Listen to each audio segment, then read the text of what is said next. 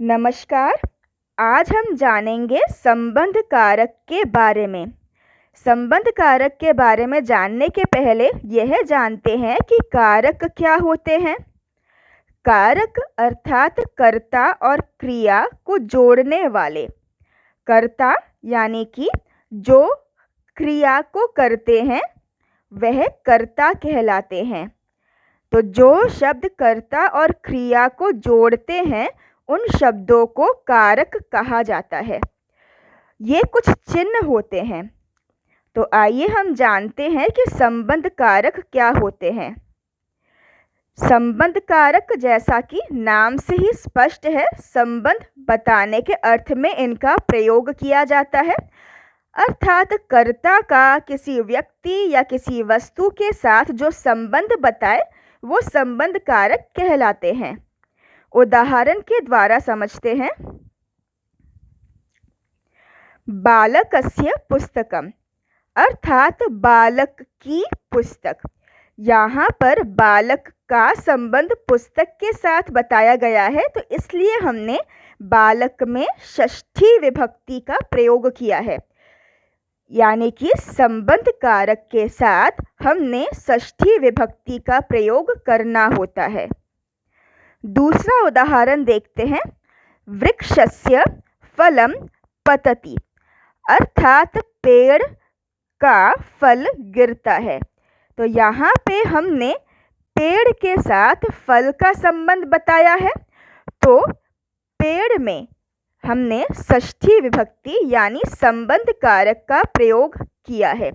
तो जिसके साथ हमने संबंध बताना होता है उसके साथ हमने षष्ठी विभक्ति का ही प्रयोग करना होता है। तो आइए हम संबंध कारक में शब्दों के रूप किस प्रकार चलते हैं उनको देखते हैं। लेकिन उनको देखने के पहले हमारे लिए यह जानना ज़रूरी है कि संबंध कारक में चिन्ह या अर्थ क्या होता है। तो इसका चिन्ह होता है का अथवा के अथवा की।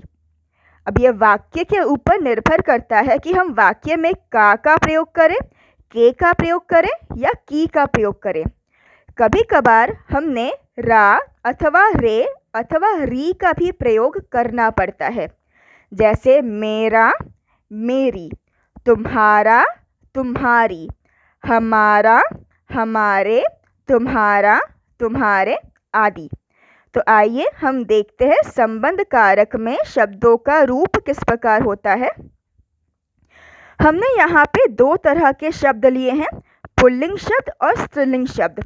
नपुंसकलिंग शब्दों का हमने प्रयोग नहीं किया है, क्योंकि नपुंसकलिंग शब्द जो होते हैं उनका रूप तृतीय विभक्ति से लेकर सप्तमी विभक्ति तक बालक यानी कि पुल्लिंग शब्दों की तरह ही चलता है। अकारांत पुल्लिंग के लिए बालक शब्द हमने यहाँ पर लिया है और स्त्रीलिंग शब्दों के लिए हमने लता शब्द का प्रयोग किया है आकारांत स्त्रीलिंग शब्दों के लिए। तो आइए देखते हैं एक वचन में षष्ठी विभक्ति के बालक शब्द का रूप क्या होता है। एक वचन में बालकस्य अर्थात बालक का अथवा बालक के अथवा बालक की। वाक्य के ऊपर निर्भर करता है कि हम का लगाएं, के लगाएं या की लगाएं। द्विवचनम में बालकयोः अर्थात दो बालकों का, दो बालकों के अथवा दो बालकों की। बहुवचनम में बालका नाम अर्थात अनेक बालकों का या अनेक बालकों की या फिर अनेक बालकों के। स्त्रीलिंग शब्दों के रूप हम देखते हैं। एक वचनम में लता याः अर्थात लता का या लता के या फिर लता की। द्विवचन में लतयोः अर्थात दो लताओं का अथवा दो लताओं के अथवा दो लताओं की। और बहुवचनम में लता नाम अर्थात अनेक लताओं का, अनेक लताओं की या अनेक लताओं के। तो आइए हम उदाहरण के द्वारा और अच्छे से समझते हैं संबंध कारक को। आगे आने वाले शब्दों में या वाक्यों में जिनमें संबंध कारक का प्रयोग हुआ है उन शब्दों में हमने लाल रंग से अंकित किया है। तो आइए देखते हैं कौन से शब्द हैं जिनमें संबंध कारक का प्रयोग हुआ है।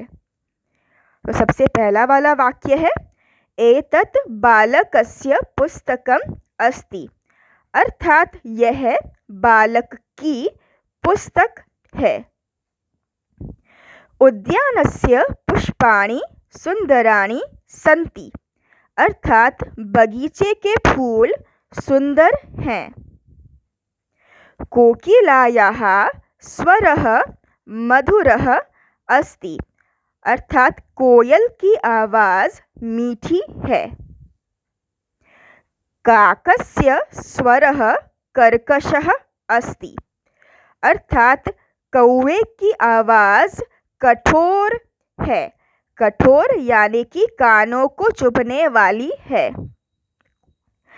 वृक्षाणां पत्राणि हरितानि सन्ति, अर्थात पेड़ों के पत्ते हरे हैं। यह अस्माकं गृहं सुंदरम अस्ति, अर्थात हमारा घर सुंदर है। अस्माकं में षष्ठी विभक्ति का प्रयोग किया हुआ है। भ्रमराणां गुंजनं मधुरम भवति, अर्थात भंवरों का गुंजन मीठा होता है। अहम मित्रस्य गृहं गच्छामि, अर्थात मैं मित्र के घर जाता हूँ। गंगायाः जलम शीतलम भवति, अर्थात गंगा का जल ठंडा होता है।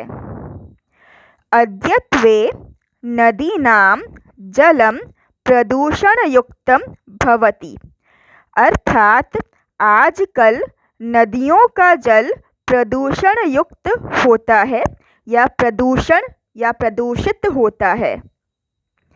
खगानां कूजनं मधुरम भवति, अर्थात चिड़ियों की चहचहाहट मीठी होती है। हिमालयस्य शोभा मनोहरा अस्ति, अर्थात हिमालय की शोभा मनोहर होती है या हिमालय की शोभा मनोहर है। अस्ति का अर्थ होता है और भवती का अर्थ होता है होती है। तो इस वाक्य का अर्थ होगा हिमालय की शोभा मनोहर है। नेत्रयोः ज्योतिः उत्तमाः अस्ति, अर्थात दो नेत्रों की ज्योति उत्तम है, यानी कि आँखों की ज्योति उत्तम है। सूर्यस्य प्रकाशः चंडः भवति, अर्थात सूरज का प्रकाश गर्म होता है। चंद्रस्य प्रकाशः शीतलः भवति, अर्थात चंद्रमा का प्रकाश ठंडा होता है। धन्यवाद।